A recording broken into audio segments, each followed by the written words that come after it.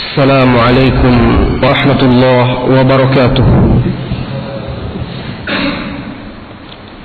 إن الحمد لله نحمده ونستعينه ونستغفره ونعوذ بالله من شرور أنفسنا وسيئات أعمالنا. من يهده الله فلا مضل له ومن يضلل فلا هادي له. أشهد أن لا إله إلا الله وحده لا شريك له وأشهد أن محمدا عبده ورسوله صلى الله عليه وعلى آله وأصحابه ومن سار على نهجه وتمسك بسنته إلى يوم الدين وسلم تسليما كثيرا. أما بعد. Saudara-saudari kaum muslimin dan muslimat yang semoga senantiasa dirahmati oleh Allah Subhanahu wa ta'ala. Kita bersyukur kepada Allah. Kita memuja dan memujinya. Bertasmih, bertasbih, bertahmid dan bertahlil serta bertakbir. Memahagungkan Allah Subhanahu wa ta'ala atas limpahan-limpahan nikmat dan karunia-Nya kepada kita semua. Saudara-saudari kaum muslimin dan muslimat, seperti biasanya sekali dalam 2 pekan kita adakan kajian malam Ahad. Dan pada malam hari ini insyaallah ta'ala kajian kita adalah Abu Bakrin, Siyar wa Ibar. Pelajaran-pelajaran berharga dari perjalanan hidup Abu Bakar As-Siddiq radhiyallahu anhu. Dan rasanya tidak akan selesai malam ini. Oleh karena itu mungkin akan bersambung dalam beberapa kajian. Karena Abu Bakar As-Siddiq radhiyallahu anhu adalah sosok suri tauladan yang agung setelah Rasulullah sallallahu alaihi wasallam. Kehidupannya penuh dengan perjuangan, pengorbanan, akhlak mulia, dakwah dan tanggung jawab terhadap keluarga. Kehidupannya merupakan pelajaran tersendiri bagi setiap muslim yang benar-benar ingin meneladani salafus saleh, para pendahulu-pendahulu kita yang soleh. Nah, saya ingin jadikan kajian kita setiap malam hari Ahad kajian seputar kehidupan para sahabat. Kemudian nanti kita lanjutkan dengan tabi'in dan begitu seterusnya. Karena kita hidup di zaman di mana kita kehilangan suri tauladan. Kita mengaji tetapi banyak hal yang tidak kita terapkan. Kita belajar tetapi banyak sisi-sisi kekurangan dan kelemahan kita. Semoga dengan membaca kehidupan orang-orang yang soleh seperti para sahabat dapat senantiasa membakar semangat kita, memotivasi kita untuk bisa seperti mereka. Lalu kita bisa pula mengatakan seperti ucapan Abu Muslim Al-Khawlani, wallahi la nuzahimannahum ala abwabil jannah. Demi Allah, kami akan berdesak-desakan dengan para sahabat Nabi kelak di pintu surga. Abu Bakar As-Siddiq itulah nama yang sering kita kenal. Tetapi nama beliau yang sesungguhnya adalah Abdullah bin Uthman bin Amir bin Amru bin Ka'ab bin Sa'ad bin Taim bin Murrah bin Ka'ab bin Lu'ay bin Ghalib Al-Qurashi At-Taimi. Ini nama dan nasab garis keturunannya. nasab garis keturunan Abu Bakar As-Siddiq radhiyallahu anhu ini bertemu dengan nasab Nabi sallallahu alaihi wasallam di kakek yang keenam, yaitu Murrah bin Ka'ab. Lalu beliau diberi kunyah Abu Bakrin atau Abu Bakar. Jadi kunyah itu kaum muslimin dan muslimat gelar yang didahului dengan kalimat abun atau ummun. Misalnya saya Abu Zubair, bisa diambil dari nama anak kita atau dari nama yang lainnya. Abu Abdillah, atau yang pakai Ummi Abdillah. Nah, ini kunyah biasa digunakan oleh Rasulullah sallallahu alaihi wasallam dan para sahabat serta ulama sebagai bentuk penghormatan kepada orang yang diberi kunyah. Panggilan pakai kunyah itu adalah panggilan kehormatan. Nah, Abu Bakar As-Siddiq digelari Abu Bakar bukan nama anaknya. Kalimat Bakar diambil dari Bakr, yaitu onta yang muda. Onta yang muda. Kenapa Abu Bakar diberi kunyah seperti itu?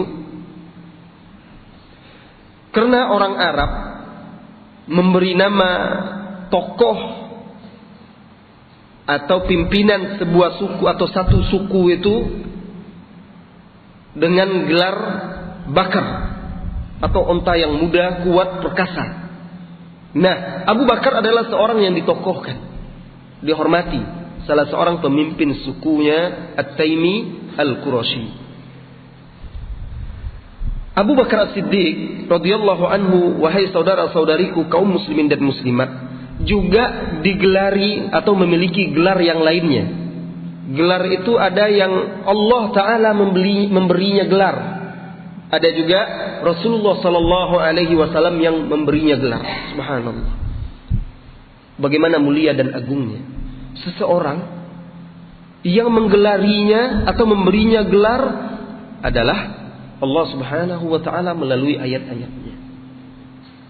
Ini bukan hanya sekedar gelar, tetapi juga adalah tazkiyah, kesaksian dan pengakuan akan kedudukannya yang tinggi di sisi Allah Subhanahu wa taala dan Rasulnya sallallahu alaihi wasallam. Di antara gelar Abu Bakar As-Siddiq, yang pertama Al-Atiq. Al-Atiq artinya orang yang dibebaskan dari api neraka. Nabi sallallahu alaihi wasallam yang memberinya laqab atau gelar ini, sebagaimana diriwayatkan oleh Ibnu Hibban dengan sanad yang sahih. Rasulullah sallallahu alaihi wasallam berkata kepada Abu Bakar As-Siddiq, "Anta atiqullahi minan nar."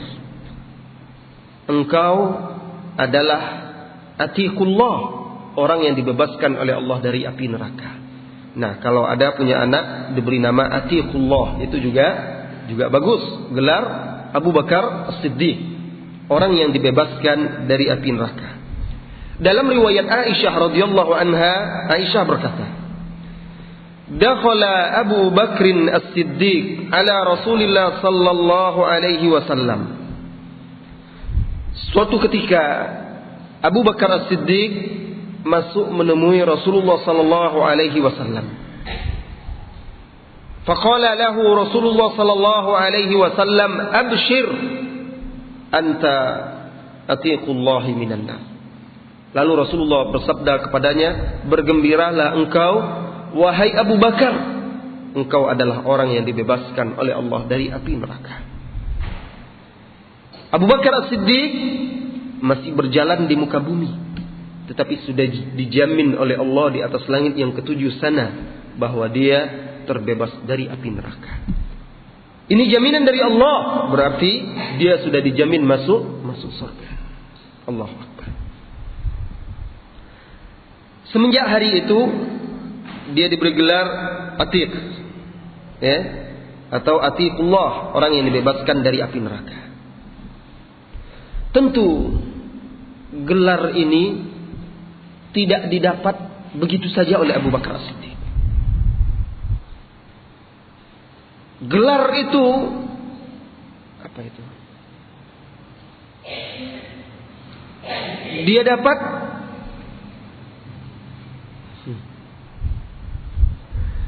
gelar itu tentu dia dapat dengan perjuangan, pengorbanan. Bagaimana tidak dia mendapat kedudukan yang tinggi, dijamin oleh Allah dibebaskan dari api neraka, dia belum wafat. Dialah yang telah mengorbankan segala yang dia miliki untuk menegakkan agama Allah. Dia orang yang pertama berdakwah di jalan Allah setelah Rasulullah sallallahu alaihi wasallam. Dia pula orang yang pertama disiksa, disakiti di jalan Allah. Oleh karena itu dia mendapat kedudukan yang layak. Seseorang mendapatkan kedudukan sesuai dengan jerih payah dan kerja keras dia. Gelar yang kedua dari gelar yang dimiliki oleh Abu Bakar yaitu As-Siddiq. Abu Bakar As-Siddiq ini gelar yang paling terkenal. Rasulullah sallallahu alaihi wasallam memberinya gelar sebagaimana di dalam hadis Bukhari yang diriwayatkan oleh Imam Al-Bukhari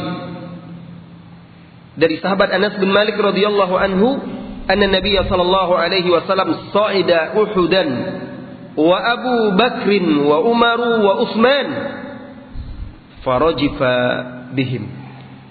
Kata Anas, suatu hari Rasulullah sallallahu alaihi wasallam mendaki gunung Uhud, bersama beliau ada Abu Bakar, ada Umar, ada Utsman. Tiba-tiba gunung tersebut bergetar seperti gempa. Faqal, maka Rasulullah sallallahu alaihi wasallam berkata kepada gunung Uhud, "Usbut Uhud." Tenanglah, diamlah wahai gunung Uhud, fa inna ma 'alaika nabiyyun wa siddiqun wa syahidan. Sesungguhnya yang sedang berada di atasmu sekarang adalah seorang nabi, seorang siddiq dan dua orang syahid. Siddiq di sini adalah Abu Bakar. Syahid, dua orang syahid di sini adalah Umar dan Utsman. Karena Umar itu wafat karena dibunuh, ditikam oleh Abu Lu'lu' al-Majusi ketika sedang salat subuh.